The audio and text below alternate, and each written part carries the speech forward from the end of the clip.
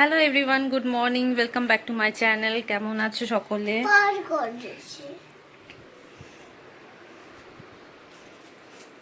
সকাল সকাল শানু চলে এসেছিল, আবার বেরিয়েছে। মামার নাকি বাড়াবাড়ি হয়েছে, মাথা ঘুরে মামা পড়ে গেছে, ওর জন্য আবার বেরিয়েছে। মামা মানে শাশুড়ি আর শানু দুজনেই বেরিয়েছে, মামার বাড়িতে গেছে, গিয়ে ডক্টর দেখাবে।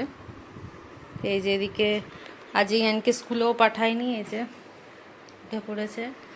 আজ ওকে স্কুলেও পাঠায়নি, ভালো করেছে একদিকে পাঠায়নি, কারণ শানু চলে এসেছিলো 7:30। ভাবছিলাম পাঠিয়ে দেবো, বাট পাঠায়নি। একদিকে ঠিকই আছে, শানু কখন ফিরবে না ফিরবে জানি না, দেখা যাক।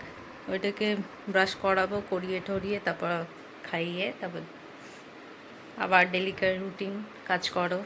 এখনও তো যিনি আমাদের বাড়িতে কাজ করে এখনও অবধি তো আসেনি, জানি না আজকেও আসবে কি না। দেখতে থাকো কি করি না করি।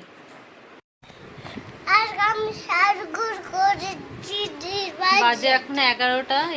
ইয়ানে স্নান হলো, এখন পাঠাবো দাদুর কাছে, তারপরে আমি স্নান করব। এখনো অবধি শানু আসেনি, ওখানেই আছে মামাকে নিয়ে। ও আসবে তারপরে খাওয়া দাওয়া হবে, তার আগে স্নান করতে হবে আমার। এইটাকে নিচে না রাখলে একা একা হাতে খুবই মুশকিল। তো দুষ্টুমি করে, এই যে কখন কি করে দেবে বলার মতন না। হাই এভরিওয়ান, প্রচণ্ড জোরে বৃষ্টি নেমেছে, প্রচণ্ড জোরে, সাথে হাওয়াও চলছে, কী যে হচ্ছে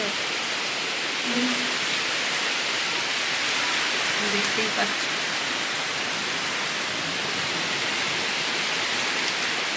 আমি স্নান করে আসলাম, স্নানু তো এখন ফেরেনি, জানি না কখন ফিরবে। তার মধ্যে এত জোরে বৃষ্টি শুরু হয়েছে, কী করে ফিরবে কে জানে। রেনকোট অন্য টাইমে রেখে দেয় নিজের কাছে, তাড়াহুড়োতে বেরিয়েছি, রেনকোটও নিতে পারিনি। ইয়ান গেছে দাদুর কাছে,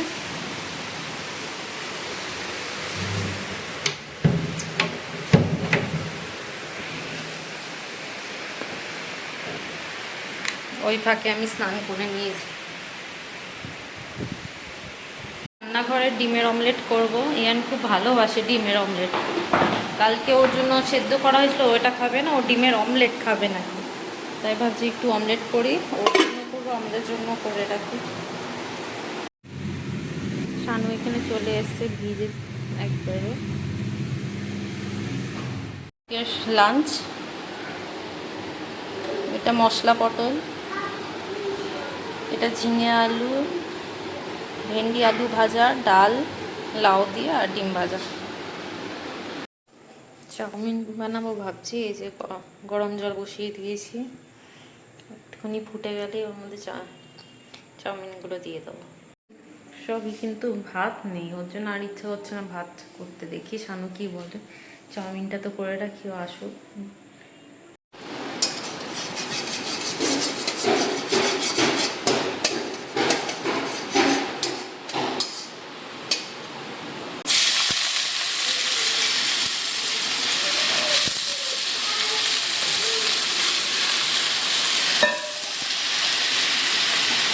সবজি কেটে রেখে দিয়েছি, এগুলো সব দিয়ে একবারে নাড়িয়ে নেবো।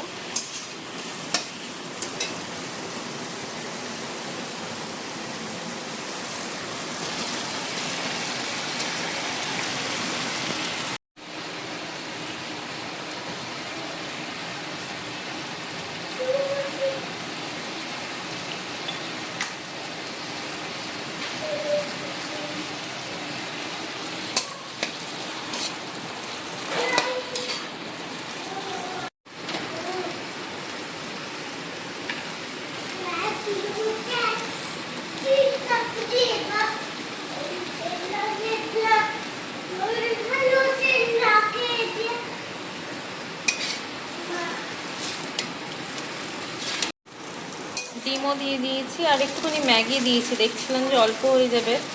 চাউমিনটা মাইক্রো ওভেনে হালকা একটু সেদ্ধ করে ম্যাগিটাও দিয়ে দিয়েছি, মশলা দিইনি, শুধু ম্যাগি।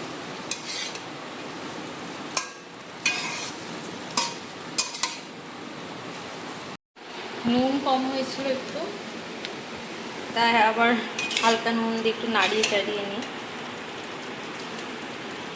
ইয়ানকে নিচে পাঠালাম দাদুর কাছে, এখনো পড়াশোনা এখানে করে আসুক, ততক্ষণ এটা আমার রেডি হয়ে যাবে। এসে একটুখানি সব এখন ওয়েট করছিল চাউমিন, আমার তো লেট হচ্ছে, 7:30 বাজতে যেতে একটু নিচ থেকে ঘুরে আসুক, তাড়াতাড়ি নিয়ে এসে ওকে খাইয়ে দেবো। ভালোবাসি ভালো চাউমিনটা। আমার chow mein almost ready. Face pack মেখে বসে আছি, ভালো লাগছে না, কখন আসবে, বাড়িটাও খালি খালি লাগছে।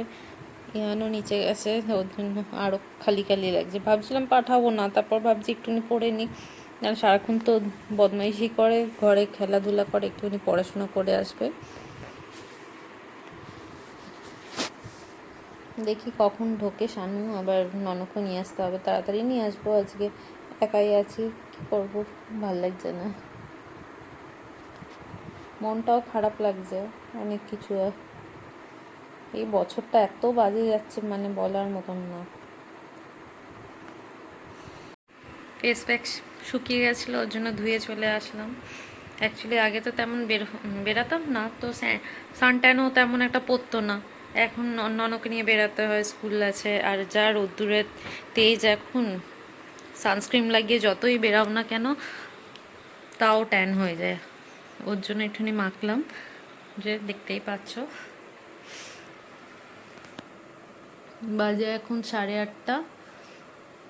আজকের জন্য ব্লগটা এখানেই শেষ করছি, আবার কাল দেখা হবে। সবাই ভালো থেকো, সুস্থ থেকো, টাটা।